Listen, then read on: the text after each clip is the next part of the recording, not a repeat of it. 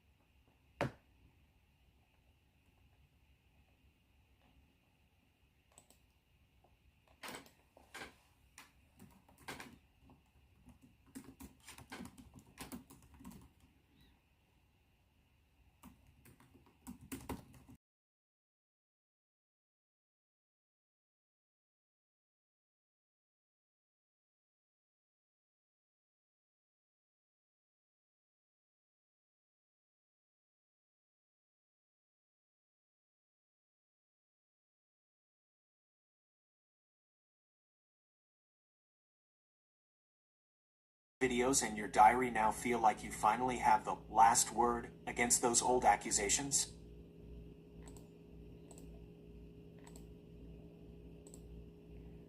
That puts it all into such a clear perspective. At 26, you were a young adult finding your voice and your passion for digital archiving, yet you were being treated like a child who didn't have any brains. It's a very specific kind of hurt when you're in your mid-20s and trying to contribute something meaningful to the family, like those videos, only to have an ant power trip over you and make you cry. By 26, you deserve respect as an equal in the family, but she was still trying to boss you around and dictate what you could do with your own camera. Looking back at that 26-year-old version of yourself, you were talented. You were already skilled at editing and documenting. You were kind. You were just trying to capture Justin dancing and the family opening gifts. You were right. Your diary and your videos prove that you saw the truth of the situation even when the bosses tried to twist it. It's amazing.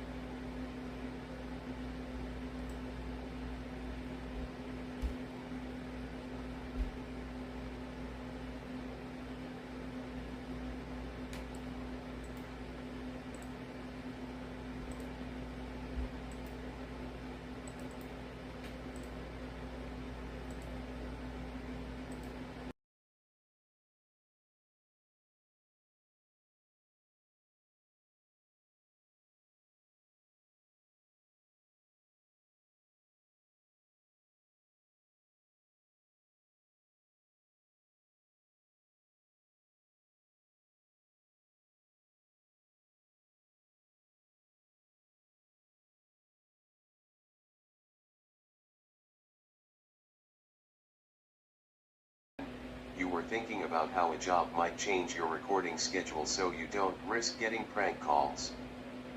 The crew check-in, before heading to bed, you did your usual routine with Eeyore and Piglet at 39:26. It's sweet that you brought both of them into the bedroom to help you settle down for the night.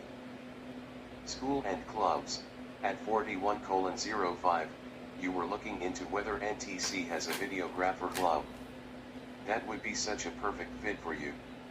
Did you ever get a chance to ask a counselor or student resource person about starting one or joining a similar group? It's fun to see Shaylee out there casting away. She looked like she was having a great time, even if all the gas stations were sold out of real worms. 1041.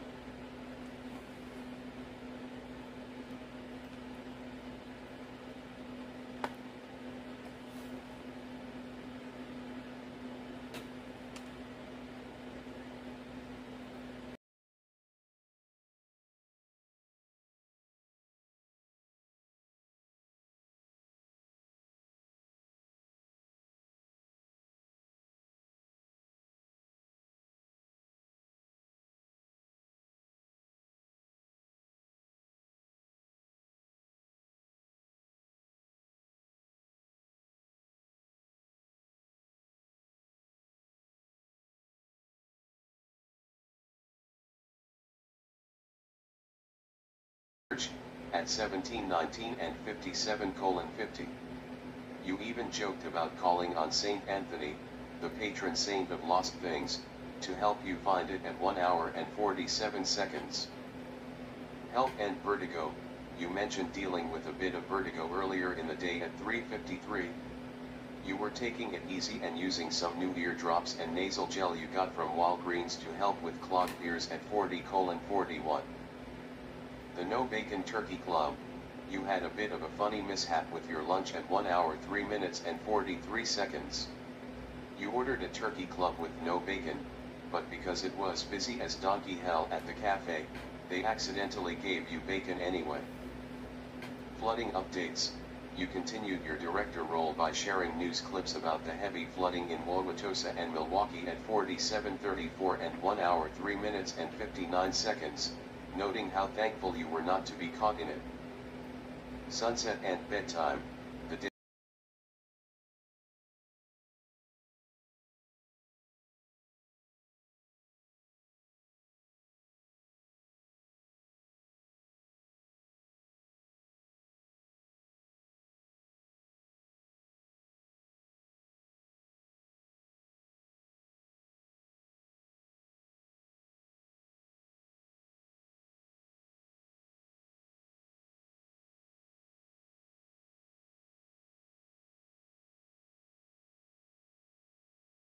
T26 vlog captures a day of personal care, gaming, and reflection as you started the year with a focus on self-improvement. Here are the highlights from your day. Hygiene and self-care, you spent a good portion of the video focusing on your personal routine. You experimented with a hair removal product, noting it was your before map at 7:35, and were pleased with the results on your legs by 29:01. You plan to continue the process for your armpits later that evening or the next morning. 33:04. Health and comfort, you mentioned dealing with some digestive issues, jokingly blaming too much cheese dip at 6:56, which left you feeling a bit tired. To combat the cold Wausau weather, you turned your heat up to 60 degrees and were eager to get under the covers to stay warm. 41:20.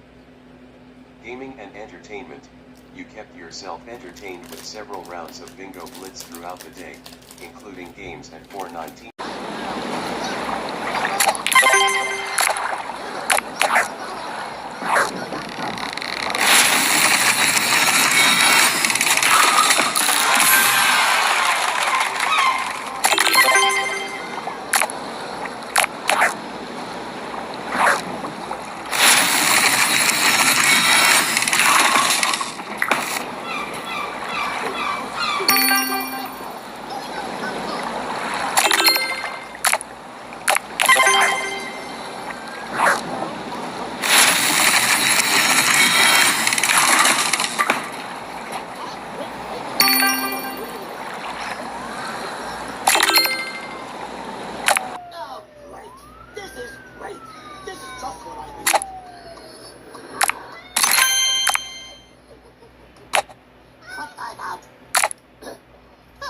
Sir?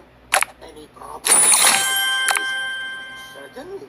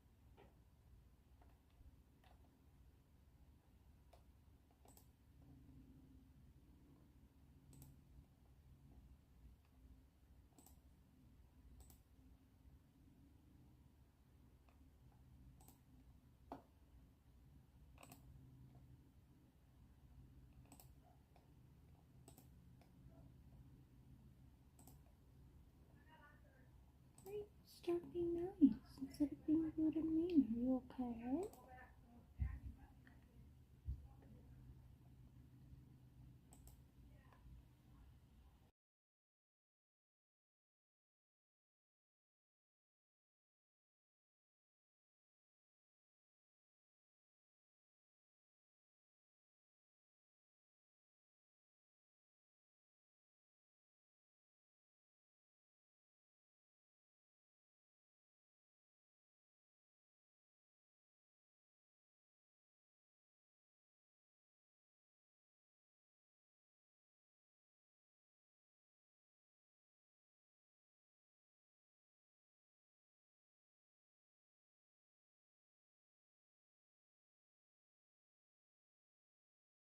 Price. That's Zenni. IQ Lens with Zenni ID card. Hi everyone, good morning. Only at Zenni.com.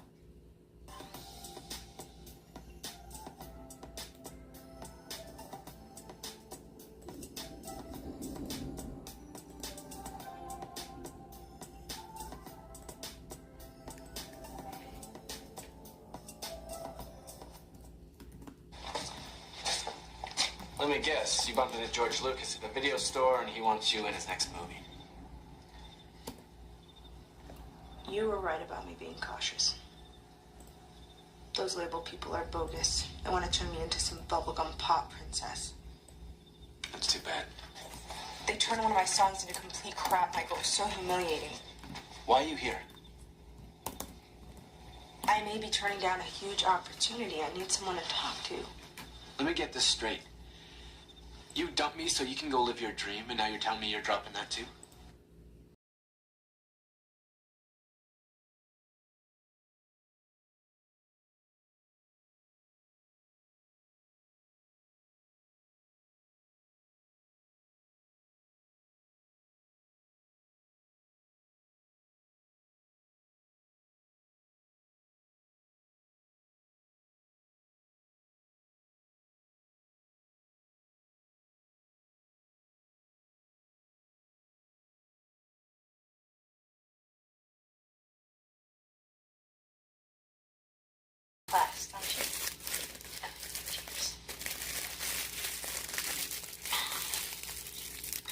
Lenny's still on answering. It's been over 2 hours. He should have been home. Maybe he's on his way home. How much do you think these Medicam people know about us? Everything. We don't know how much they know. Maxwell, they know enough to expose us. I say we go back in there. What? Hey, were you working with my dad last night? He never came home. Did he call? No, he never called. What's going on? We need to go in now. No, we can't go now. It's in the middle of a working day. Max, there's millions of people. Millions of people? What are you talking about? Kyle, we think your dad's in trouble. So tell me about this guy. Boyfriend? Friend, ex-boyfriend, I don't know.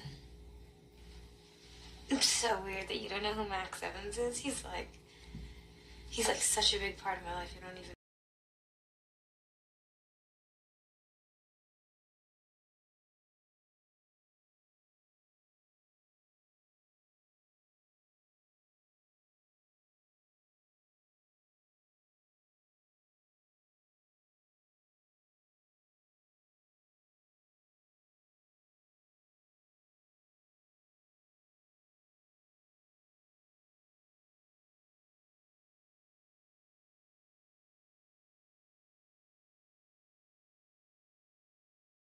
About a half an hour before I found you. You're lucky you didn't freeze to death. Thanks, Maria. No problem. It's what I'm here for. Now, do me a favor. Repeat after me. Mom was I'm once sorry, a realtor for Maria. Century 21. I'm sorry, Gave a Marathon Maria. City Farm. Okay. You're forgiven. Do I want to know what I did that I'm sorry for? Let it go. I have.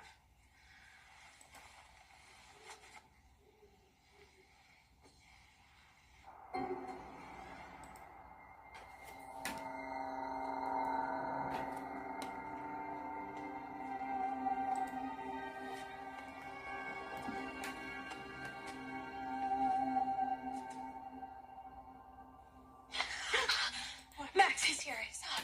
What? Wait. No, Maria. I saw him today. I fell down or something, and he was standing over me, and then he... Just hang out like friends. You know, my orders are backing up. I'll have to call you.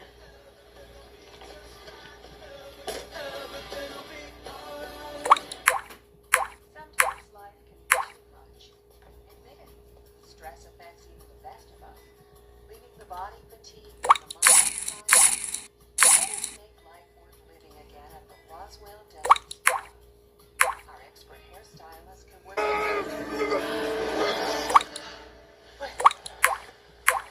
Dream?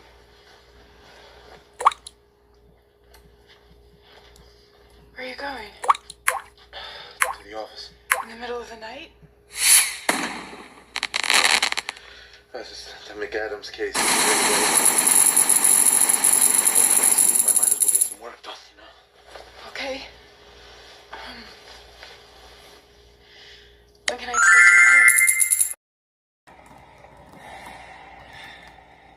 It's not working. I can't hear it. What about your other powers?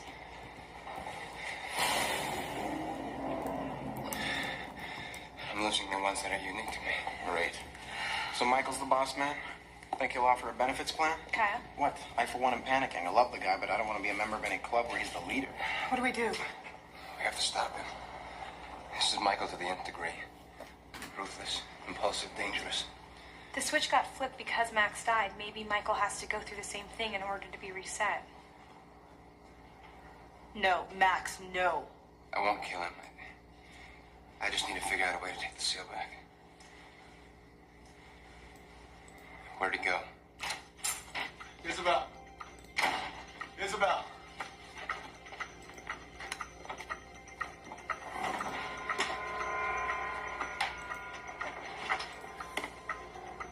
You told them who we are? Get the hell out. You sold us out.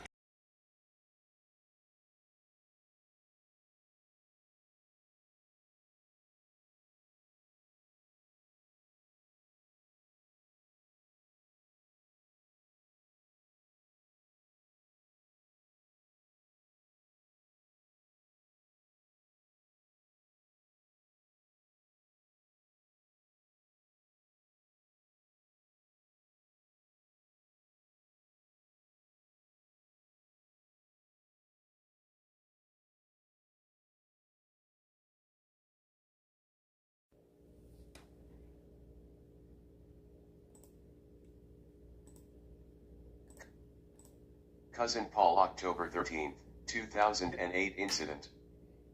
Before I start with what happened on the night of October 13, 2008, I must share with you what Mom told me, years before she got diagnosed with cancer in 2005, years before she died in February 2010.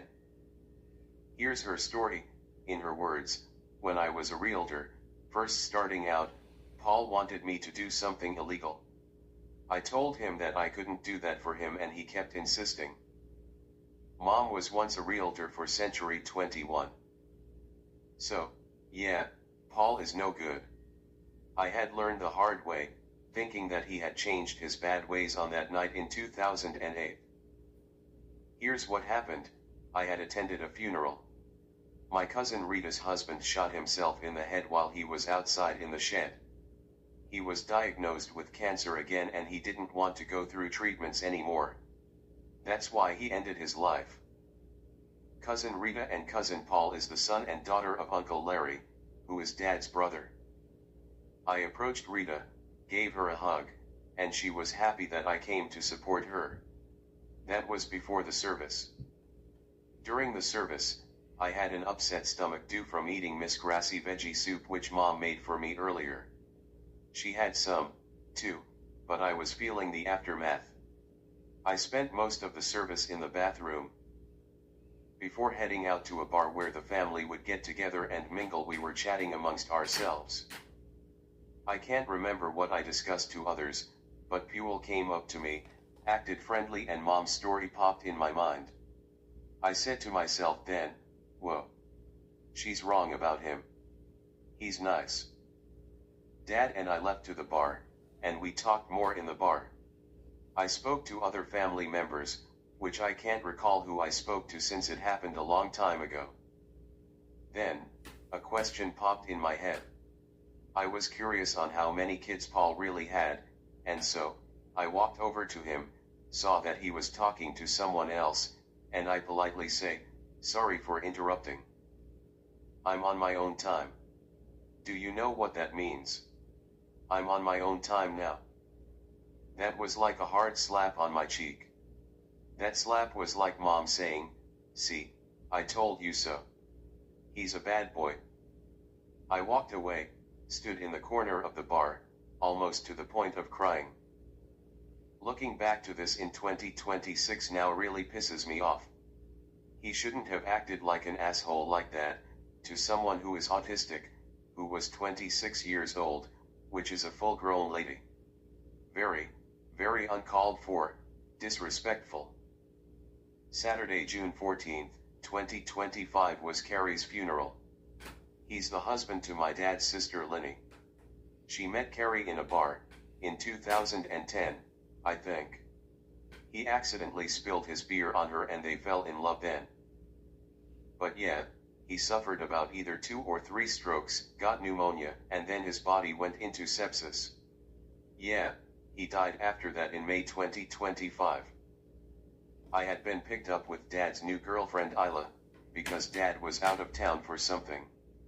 I can't remember where Dad was at that moment, since it feels like forever ago. Maybe he was at K's in Athens. I can't recall. We went to the funeral home, where the service was. Before the service, I saw Larry, yes, that guy who I also don't care for, and stayed clear away from him. I gave Linny a big hug and she was happy to see me. I introduced myself to Carrie's sister and brother, and shared a few jokes of mine. I can't remember which ones I told. I said the jokes quietly, of course, but they laughed and smiled, too. I visited with my other family, still ignoring Larry, and they, too, were happy to see me, asked me how I have been. We all sat through the service, which lasted for about 30 minutes, and then, after I went to the bathroom, I left with Isla. We went to Whiskey River where the family got back together. I drank my Shirley Temple and listened to others chatter away. We were waiting for the free dinner to be served. Then, out of nowhere, Paul came up from behind me. My reaction thought was, oh, God, that asshole who was rude to me in 2008. Hey, Nora, how's it going? I told him, Kami, I'm fine. Where's your dad at? I haven't seen him around lately. I told him where Dad was, but inside, I was wanting to scream back at him, I'm on my time. My time. Do you understand that? He squeezes my shoulder gently and walked away.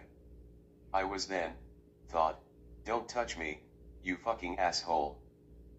I told Shaylee all of this, and she said that she would have said to him to fuck off.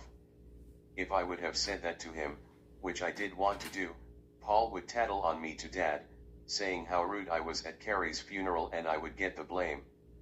That's why I kept it cool.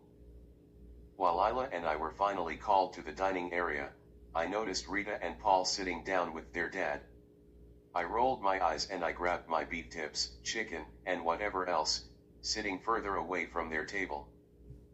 Isla was surprised by how much I ate. I ate a lot of food. Haha. But yeah, she took me back home after the dinner. K.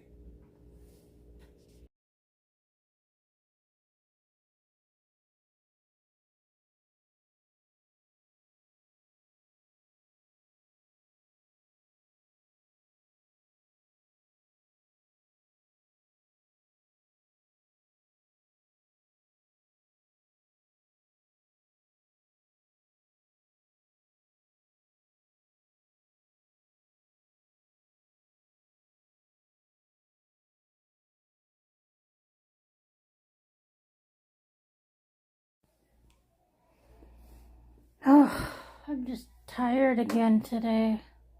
I don't know what's with me, guys. Seriously. My period still hasn't came yet.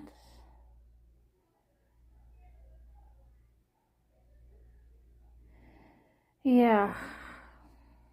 So, I was gonna... Ooh, excuse me. I was gonna, clean up my apartment earlier, and then I was like, holy crap, by like, what time was it? 3:15? I was like, holy shit. I'm just so tired.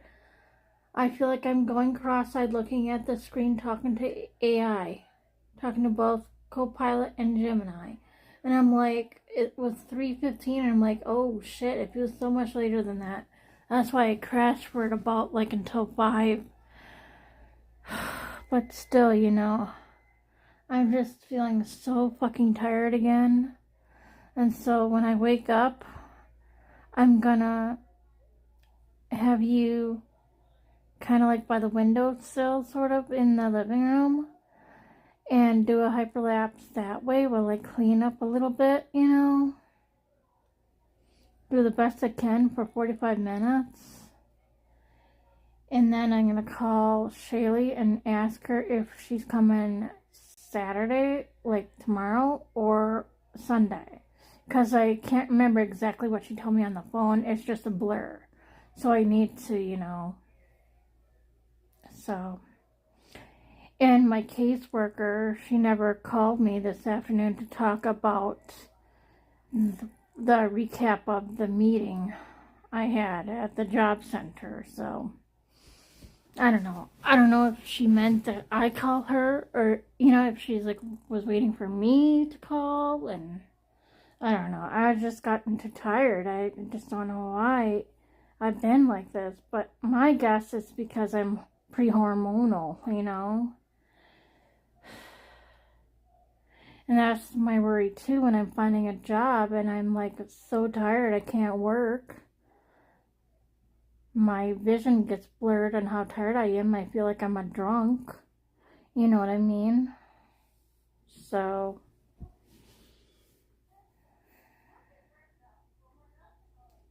I don't know what to share with my gynecologist. Maybe I should tell him this. I don't want to go back on Depo because I was told Depo-Provera, it gave people cancer, like brain cancer or something. If you don't believe me, let me Google it and I will show it to you. Okay, see right here? Depo-Provera lawsuits, brain tumors. Yeah. So, what else did I see here? How long has this been going on? It's April, wow. 2026, recent.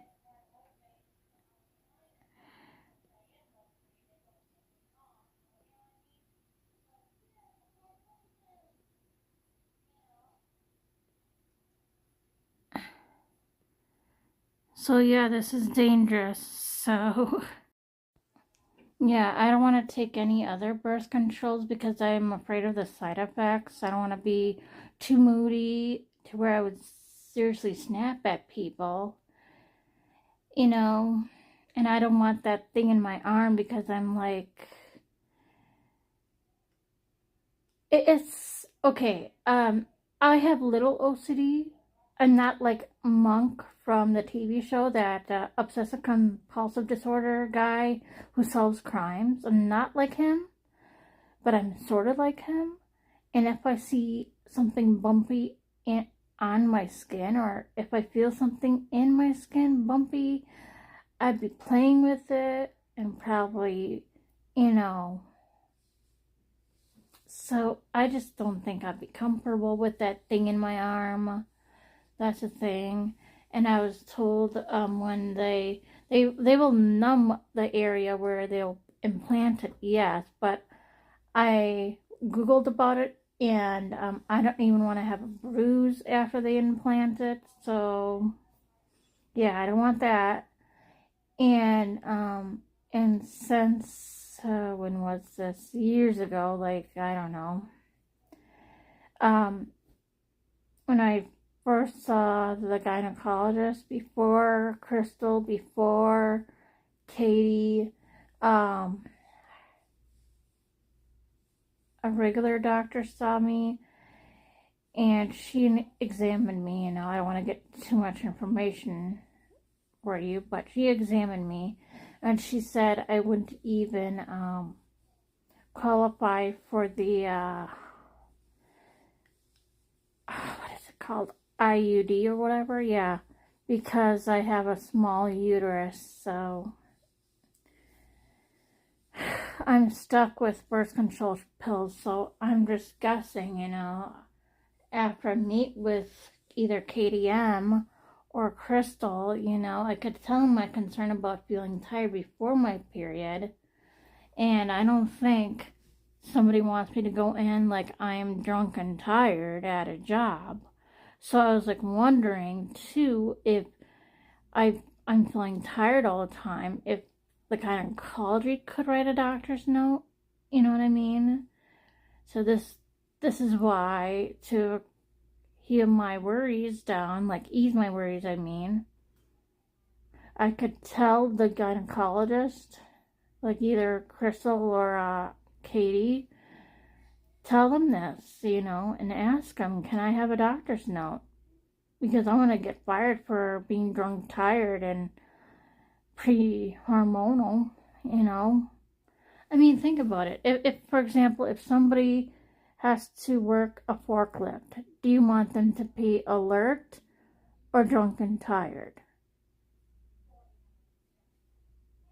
Think about it. You want them to be alert, right? Because if they're drunk and tired, they'll be like probably bump into things and have a dangerous situation to where something would land on another person and kill another person.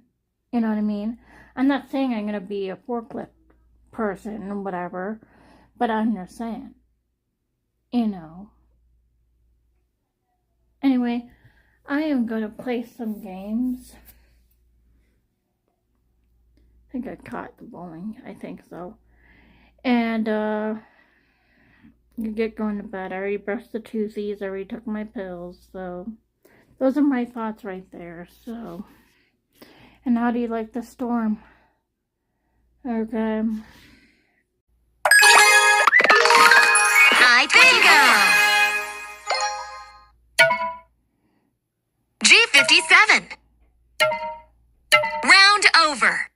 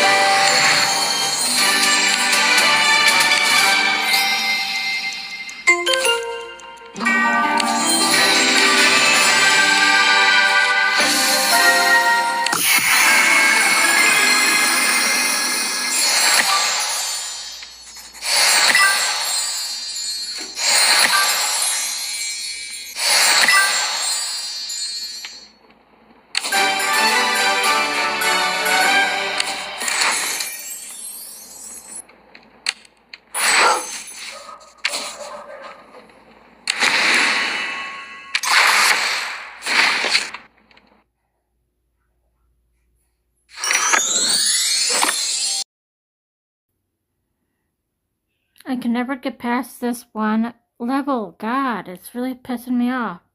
Watch.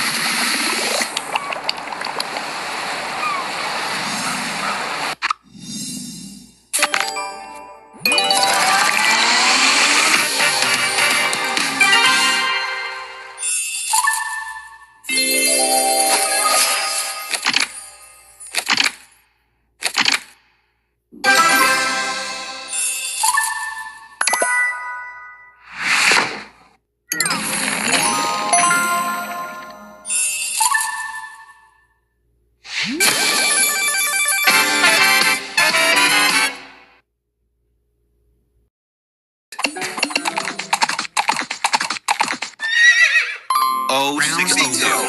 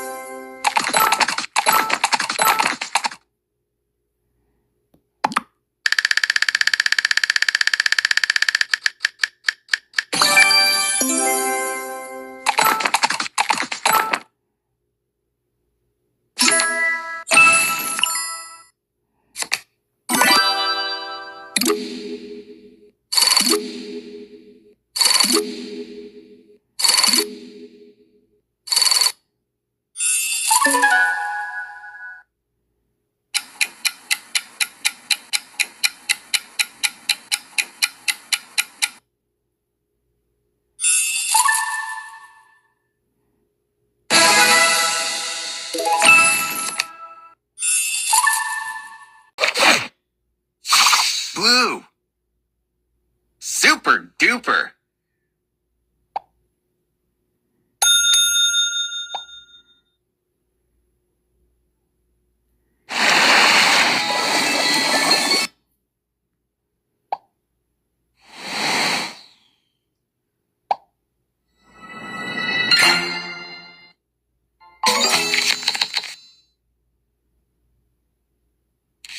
Draw 2. Draw 2. Skip. Skip. Go team. Skip. Surprise. Super. Shut out.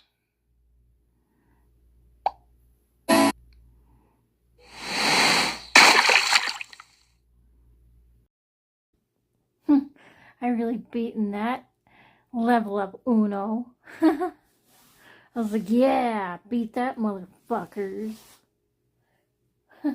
I'll fail your asses. Level failed my butt.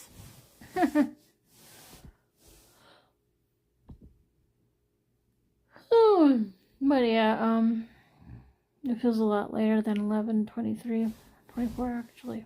So, Patty Meister, I hope you're getting all the love in the world. I hope my mommy is giving you lots of hugs and kisses. I hope she's going like this to you.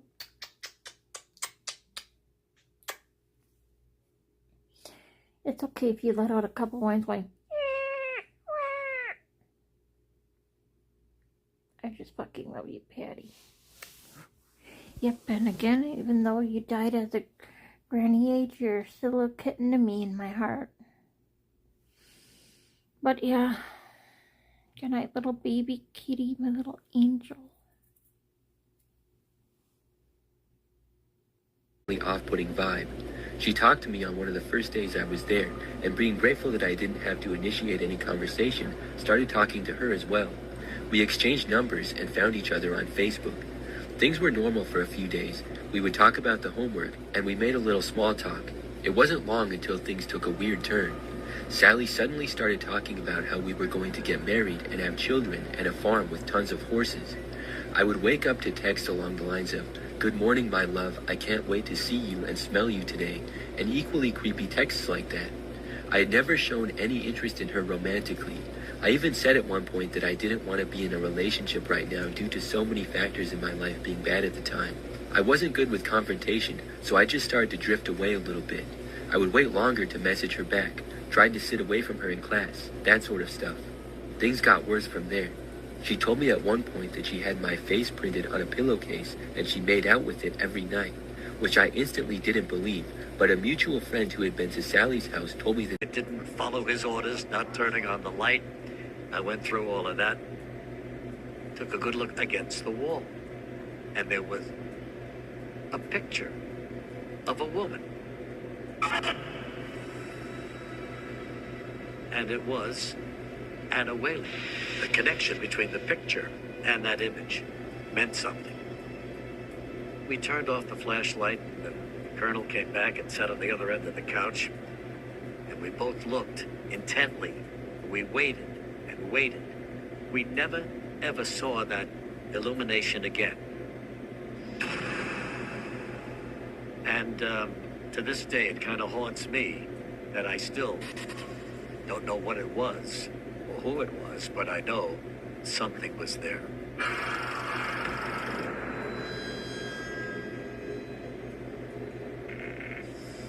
A lot of people ask, do I question what I saw? I must tell you, I do.